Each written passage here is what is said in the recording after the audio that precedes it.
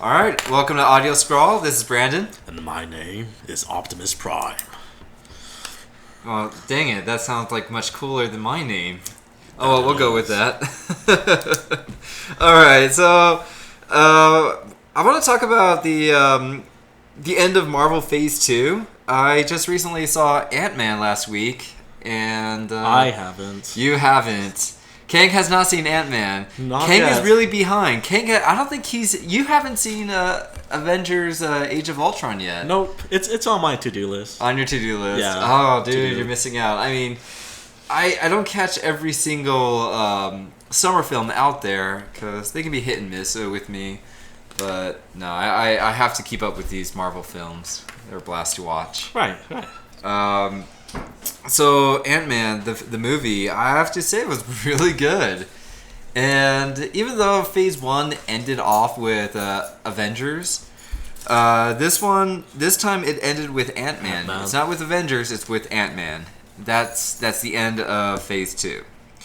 And I think they did a really good job with that movie. The way it ended, I felt like it being like a single origin character story. It was actually doing some setup for the next film to start off in Phase 3. Mm-hmm. But I won't get into too much on spoilers, but what I want to say about the movie was it's kind of like a breath of fresh air because they did something different. That it's not about saving the world. It's not about like a megalomaniacal villain. Uh-huh. It's a heist film. Right. And it's comical too. It's like I'm not saying it's goofy or campy. It's just funny, and right. they have these characters. Some of Edgar Wright's writing. It does. It really is a shame because that I don't know what to expect from the film. My expectations of it, I was just neutral. And me and my girlfriend went to see it. We sat down, and I'm just sitting there, and I am excited. And I'm hearing that people are saying, "Hey, it's not too bad," but I didn't want to. I don't want to be let down, so just sat there and we'll wait and see. Keep the expectations down. You know what? I like going into movies like that. I like to be neutral. That's how I felt about Guardians of the Galaxy. Except that was a bit different. The trailers got me very, very hyped. I don't know what to expect still, but I enjoyed it. And Ant-Man was kind of like that. And Ant-Man, it reminded me quite a bit of... It's like Iron Man 1 meets Guardians of the Galaxy. Guardians of the Galaxy, I don't know what to expect. Iron Man, because it's an origin story. Right. But it kept things moving. And it was fun. And I liked these characters. And the special effects was fantastic, though. Every time he shrinks, it's really cool to see what's going on in that world. And they're so fast doing it where he'll shrink and then become full growth again. And some of the fights and some of the action, what he's doing, it was really cool how he utilized his powers. And they made his powers to communicate with ants very fascinating too. Controlling billions of ants, you could actually do quite a bit of stuff with that. You know, they do some infiltration as well. So they really did some really cool stuff. And the story was really good. There's a lot of Easter eggs, and the Easter eggs got me all hyped up. And there were some sequences where I felt like I was 6 years old again. Just one of those fantasy what-if scenarios, and it happens in this movie. And there are two after credit endings, and they are worth watching, especially the after credit. It didn't disappoint me like Age of Ultron. You mean after credit? At the end of the credit, after all the credit. Avengers Age of Ultron was the only movie that didn't do anything. I waited after the credit. There was nothing. You wasted your time. I wasted my time. It was a long credit sequence. Yeah. Ant-Man was long too, but it was worth it. But the way those credits ended... Yeah, it got me excited for Phase 2. Or not Phase 2, Phase 3, sorry. But not just Phase 3, but just... I'm excited to see Ant-Man again. I just want to see him again. He's not... And the way they set it up, he's not a low-level superhero. He's not a high-level superhero. It's kind of like in the middle. Right. Yeah. Not street level. Yeah, not street level. But it was fun. It was good fun. And I read the Ant-Man comic book written by Nick Spencer. And I want to tell you real quick that... the Nick Spencer comic book, worth reading. If anyone likes Superior Foes of Spider-Man and loves the heist kind of genre, but with witty dialogue, I recommend the Antman series written by Nick Spencer. Right. Yeah. So that does it for Marvel. Is it though? Like what I want to talk about. Oh, about the movies. But the Marvel Phase 2. So I want to talk about the Marvel Phase 2 collection. Right. I mean, it sucked that there wasn't a lot of Marvel announcements going on at San Diego Comic-Con, but there was one that I was happy and excited about, Marvel Phase 2 collection. Yeah, finally. Yeah. Now we could, because we don't want to buy individual, Blu-ray or DVDs because we know they're going to have a collection of Phase 2 when it wraps up. That's what I did. I didn't buy any Blu-rays because I bought a couple of films during Phase 1, but they announced Phase 1 collection, and I got the collection, and I anticipated Phase 2 collection, so I held out. No, you didn't. The only... Was it Guardians? I know. I couldn't help myself. That was the one film, but only one movie, okay? Just that one movie, Guardians of the Galaxy. It was so good. Yeah. I had to watch it over and over again, but... The other films, I didn't buy. I didn't get Iron Man 3. I didn't get Winter Soldier. I'm just waiting for a Phase 2 collection. Yeah. What do you think of those collection sets? What did you think of the first one? What do you think it looks of this good. new one? I mean, they did a really good job, making it relate to Phase 1. Making all the DVDs, putting it in a suitcase with the Tesseract. Yeah. Keeping that theme going. And it looks like Phase 2 is just going to keep up with that tradition, of associating Phase 2 with, what is it? They used it with the orb that came from Guardians of the Galaxy when Star-Lord grabbed it, which makes me question the scale of this thing because... Yeah. Well, that's what they're hinting at. We don't know yet. Yeah, I mean, they just show an image of it, so... But don't... It might look... It might look like cheap plastic. I don't know. I don't know what to expect from this. And what I loved about the Phase 1 collection is the little sleeves that the discs are in. I like how they look. They have like this each card has like a color theme to it, and then you see on one side the good guy and on the other side the bad guy, but they're just blacked out like a shadow. And it's actually really cool. Just like the design of it. Yeah. That alone is worth getting for me. It's expensive, yeah. Yeah, it's way expensive. But that depends on what people have done. If they've already bought a couple of Blu-ray boxes, maybe just stick with that. But if you want something neat, like a collection set, and you're that kind of person, yeah, go for it. Like I am that person. I am that person that really like these films. I think they're special. I like the whole saga. Even the worst film, I still enjoy it. I don't think it's a terrible film. Like maybe I don't know. The weakest of Phase 2 to Thor me 2. could be either Thor 2 or Iron Man 3. But I don't think they're terrible films. No. Yeah, they're just kind of like the lower of my expectations. I guess. And not to mention the collection set will be like 9 disc. Yeah. So imagine paying, buying them individually at $20 a pop. I understand each film, it's Blu-ray 3D and DVD. I think that's overkill, but yeah, just sure. Drop DVD and 3D for me. Just Blu-ray is fine. I will say that the price is kind of getting to me. It's $250. Oh, okay. So, yeah. Yeah. That's a tough one because I need a little bit more, but you never know because that's retail price.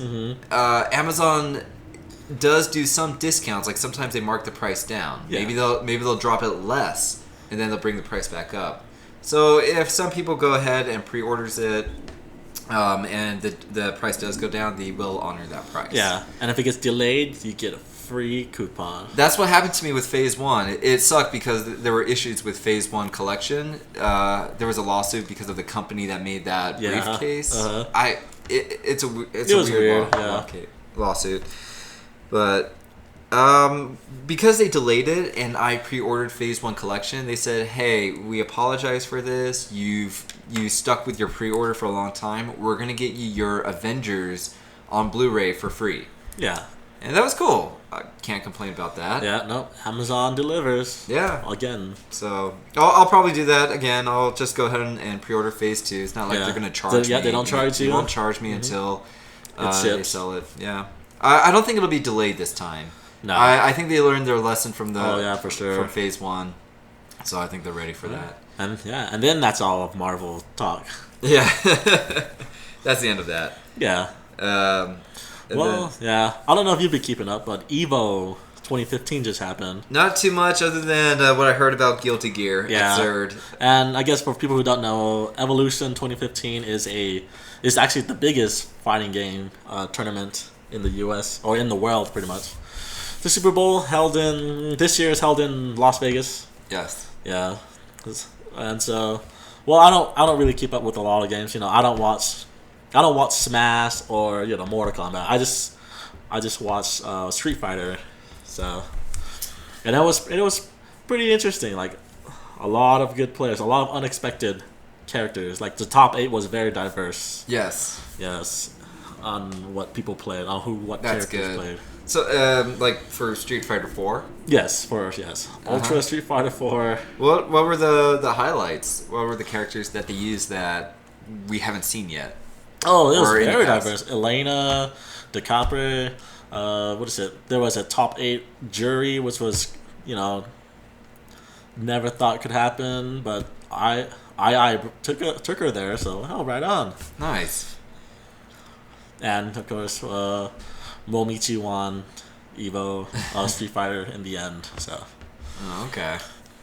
And of course, the highlight was aside from the top 8, the next reveal of the Street Fighter 5 character, a brand new character. What's his name? Like Nikali? Yeah, Nikali? I think it's like Nikali. Yeah. So, looks pretty cool, very interesting, and a lot of people commented this, and I agree because I think we were discussing that his normal attacks or special attacks, not a very flashy character, but kind of makes up for it for the through the V trigger. Yeah. And all of a sudden goes JoJo. Yeah. Goes Super Saiyan. Super Saiyan. Yes, God. he does. Yeah, Super Saiyan God, red hair kind of flowing out. Yeah.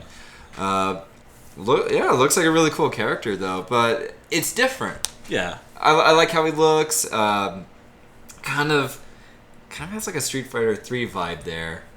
Kind of. Oh, like with like Urien and Gil. Yeah, just like this Amazon or caveman. Yeah, like a Greek god, pretty much. Except New Zealand. Yeah. Oh no, he's not. Is he New Zealand? No, probably not. I believe his name is like Aztec for like God really? or something. Okay. Don't quote me on that though. No, it's all. Well, for me, it's speculation. So, I haven't heard all the facts about the character yet. I haven't heard his origin story. So yeah, well, nobody really knows his origins. Yeah, he was just kind of speculating because of his name. But hey, Street Fighter's Wolverine. There you go. Yeah, pretty much. Yeah, that's what I was thinking. And a lot of slashing claw attacks. Or Iori also kind of has that Iori vibe too. Oh yeah. Since Iori uses his nails and claws people. Yeah. But it looks good. I'm intrigued. And I laughed at Guilty Gear Xrd. Woshige. I think the highlight quote is Woshige, not like this. Yeah. Well, yeah. For surprisingly, ESPN covered the final of Guilty Gear Xrd tournament, and Guilty Gear made it, and it was Woshige, and he was preemptively celebrating. Yeah. Yes. I think that's happened in the past with some players too, when they play at Evo and they just get so excited, and maybe with the crowd cheering, the energy, you forget sometimes. The comeback. Yeah. It happens to all of us. Yeah, because the first round, Woshige, I think it was a comeback. I think it was pretty close to getting defeated, but comeback, and he won. He won the match or the round, and he gets up and he celebrates. He's spinning. His arms are up. The people are just cheering, but I think he walked a little too far away from his arcade stick, because the second round started. and he rushes over to get to his stick, but it was too late. His opponent got him in a massive chain combo, dizzied him, continued the chain, and he was defeated. I mean, see, not like this. Yes, not like this. That's gonna be the new meme. Yeah, just like Wombo Combo and. Hey, it can't be helped, man. Energy, too much energy, so you forget sometimes. Yeah, but I love moments like that from Evo when I hear about those. I mean, you you hear some trolling and some mess ups as well as some epic comebacks. Yeah, and I just love hearing about those and watching them. Yeah, I know. Oh, that's about it for Evo. That's about it. Yeah, I can't think of anything. No other big announcements. No. And then for summer movies, I can't think of anything else to be excited about for the remainder of July. August, I feel like that's what's next. But did I say like August? Yeah. Yeah, you said August. Yeah. Well, so no, I'm listening. the only movie I'm excited about for August is Man from U.N.C.L.E. Yeah. I've never even heard of it. Dad has, and he was telling us about it, but it is a. What's his name? Oh, I forgot the director's name. Guy Ritchie film. It is a Guy Ritchie film, and that's enough for me to want to see it. I mean, I love Sherlock Holmes, and I really loved Rock'n'Rolla. Right. Prior to Sherlock Holmes, he did Rock'n'Rolla, which got that Lock, Stock, Two Smoking Barrels, and also Snatch vibe. Just that dark comedy and a pretty cool action sequence. And so it looks good. I mean, I'm always up for a good spy film, especially that takes place in the 60s. Right. Yeah, I mean, Guy Ritchie, you can't go wrong with him, right? So far? So far. Yes. Yeah, well, I hope Sherlock Holmes 3 is happening. Yeah. I want that movie to come out. But we'll see. Yeah. Well, I guess I do want to cover like one more topic, and that's Keiji Inafune's concept Kickstarter. Yes. Red Ash. That's been completely a failure right now because due to lack of information or it's very quiet. No, I really wanna support that game. But I guess it's not lack of information. It's just that lack of competence of getting information out to the backers in time, pretty much.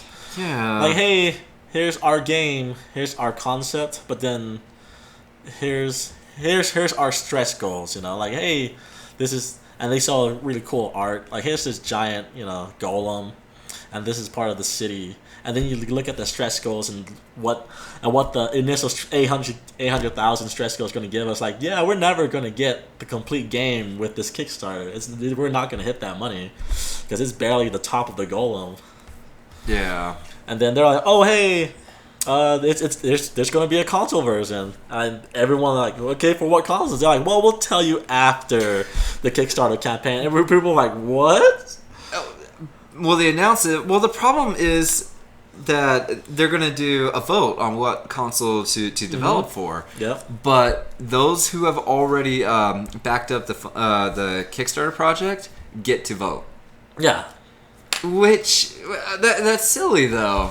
That's fine. Those who backed it gets to vote. But that's just like Skullgirls, how Skullgirls did it. If you back the Indiegogo, you get to vote on what character gets to be in Skullgirls. I see this is no different because you've already backed it. You're a huge fan of this already, so go ahead and vote for what console you want. But the thing is that it's not even the fact that it didn't vote. It's not like they had a poll for the voting. It's like they didn't tell us the initial the console. They should have just gave us the initial console like port detail before it even started. Because now people are like, well, I want to back it, but for this console. Yeah. But if my console might not have a chance, why should I back it? That's how I felt. If they just said from the very beginning, at least just pick a console, I think they would have gotten more funding. Yeah. than right now, because as far as everyone is concerned, it's coming out for PC. Yeah. Yep. And even then, and even another thing that kind of bums me out is that there's a prologue and then the main story. To even get to play the prologue, you have to back $80 for it.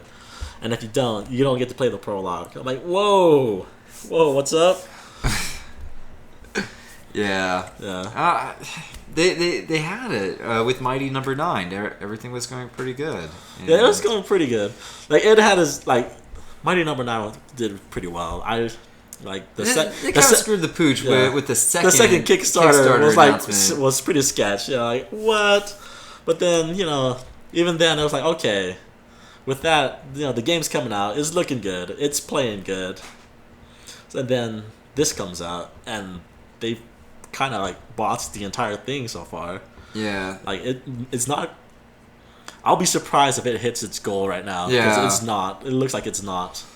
They didn't handle it very well because I think everyone, I myself, am up for a spiritual successor to the Mega Man Legends series. Yep.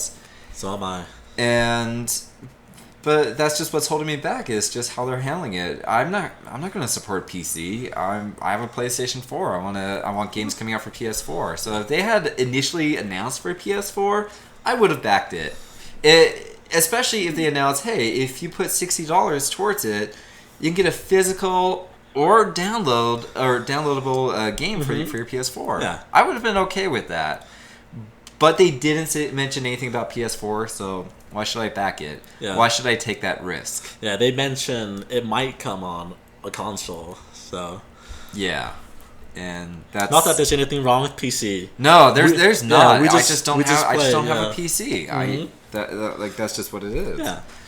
I think what they need to do now is just cancel the Kickstarter, wait 3 months, get gameplay, and then relaunch it again. Like, hey, this is Red Ash. This is our gameplay concept. This is coming out for PC and PS4. Just get it all out. Get all the information out there at once.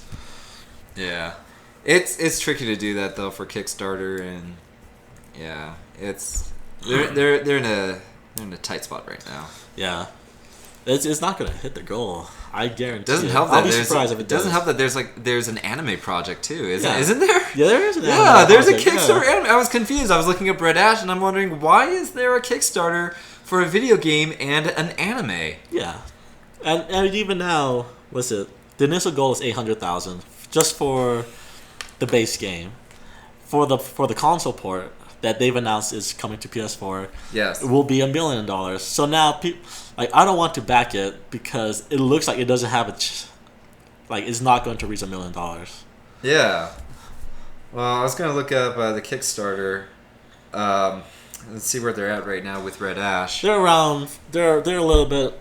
I guess like 456,000, a little bit give or take. Yeah. Yeah. And they need 800. Yeah. They have 9 days left. You never know because the last 3 days, 2 days.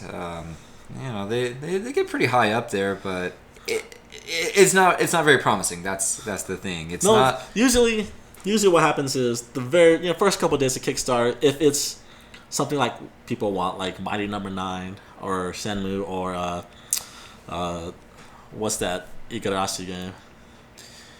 Oh, the Bloodstain, Ritual of the Night. Yeah, Ritual of the Night. It's a hard name. Those broke their record in a day. All the funding came in the first day, and then throughout the rest of the campaign, it was just reaching stretch goals. And at the very last, couple days again, it broke multiple stretch goals through a ton of people donating at the very last minute. Yeah. It just barely passed halfway. It's at 57% right now. Yeah, and according to the anime, it's 60% funded. Yeah, even with a lot of people backing towards the end, it might not reach. Yeah, the initial and goal. Right now it says 9 days to go, and this is silly too. They have a Kickstarter for the video game and a Kickstarter for this anime. Maybe they shouldn't bother with the anime. Maybe before saying, "Hey, we want to do an anime project that is linked or comes with the video game," maybe you should establish the video game first. Yeah. And if it does well enough, or gets funded, or has a lot of reaction towards it, then maybe come up with an anime Kickstarter after that. But it's handled very poorly. It is. I think. Yeah, me too. I feel like they're making too much out of it, and they have too big of an expectation from their fans.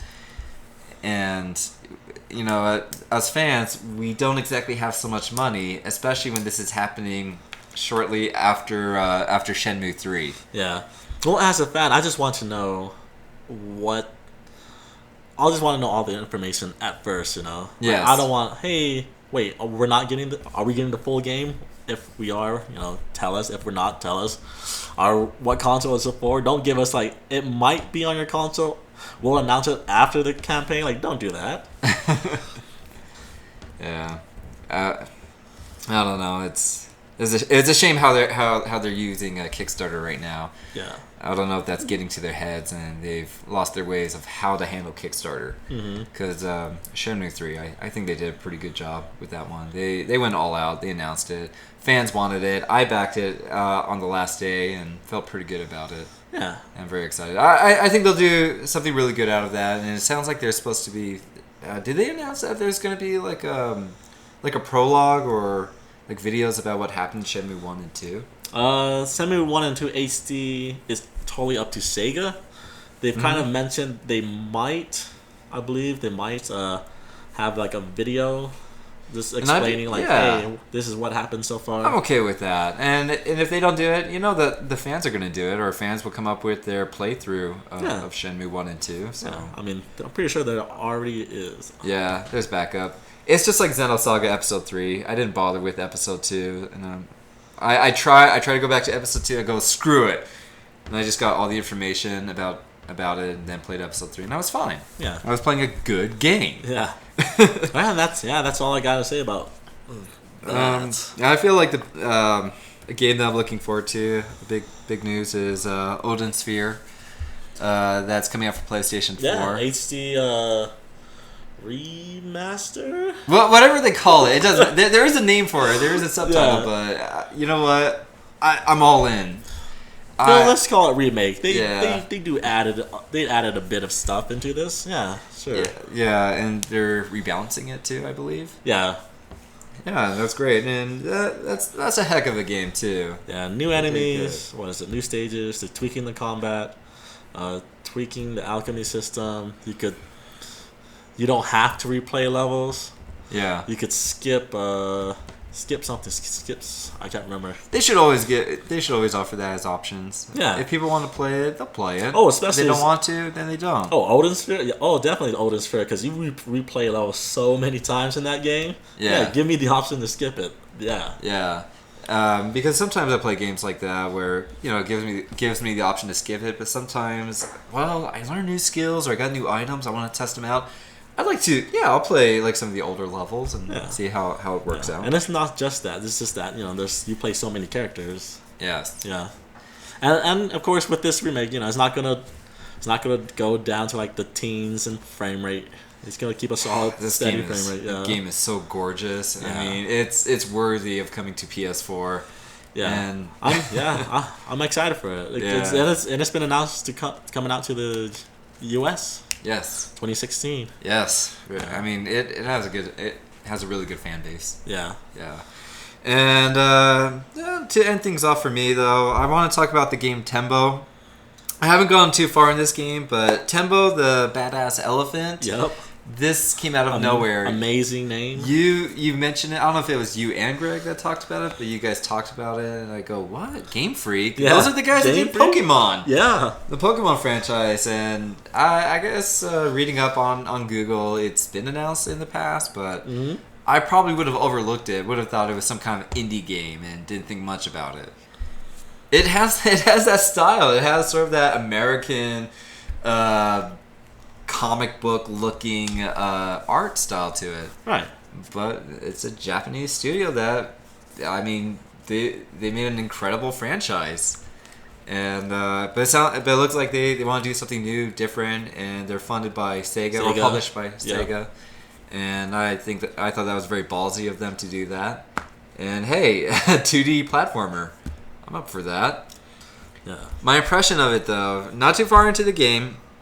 So, not a review, but what I got out of it, it felt like Donkey Kong Country meets Sonic the Hedgehog.